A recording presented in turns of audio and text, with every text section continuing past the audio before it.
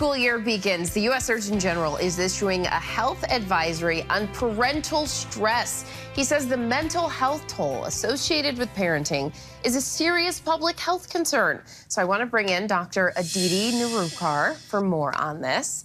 Aditi, it is so great to have you with us. Dr. Nerurkar, please break down. What does this new data show?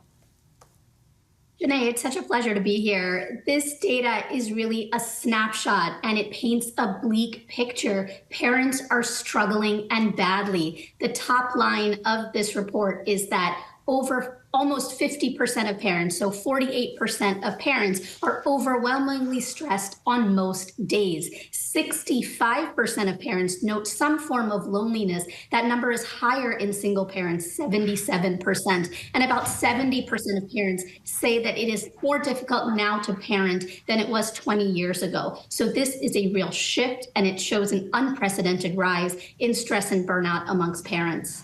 And that is what's so interesting, because I know that you have a young child. There are so many stressors that we as parents deal with, but it's that shift that's so interesting. So what are the challenges that this generation of parents is facing that they didn't see 20 years ago?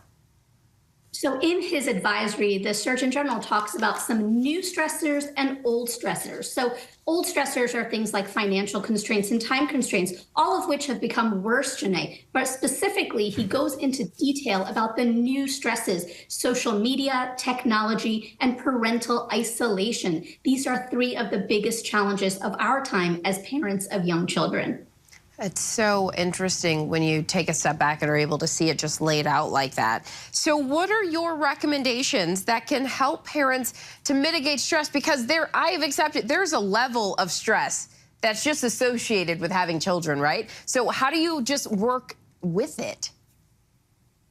Of course, we are all aware that, of course, being a parent is stressful. We do need a cultural shift, better policies for childcare and parental leave, but we also need a cognitive shift amongst ourselves to honor the hard work that is parenting. So one first step is to normalize and validate the difficult experience of parental mental health. Understand, based on this data, that you are not alone. It is not your fault. It, in fact, is called the stress paradox. You feel alone, and yet you're collectively experiencing this together. Lean into the data of loneliness. Understand that loneliness has physical implications.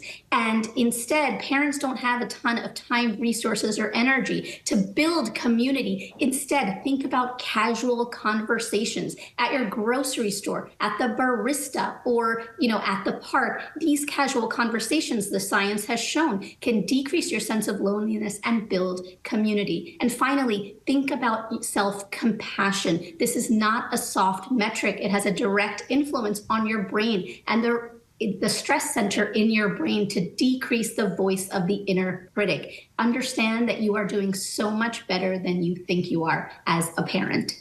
And when you give yourself that self-compassion, then your child is seeing it modeled too, so then a next generation is learning it even better. Thank you so much, Dr. Aditi Nerurkar, for being here. Good luck for all the parents out there. We're all in this together.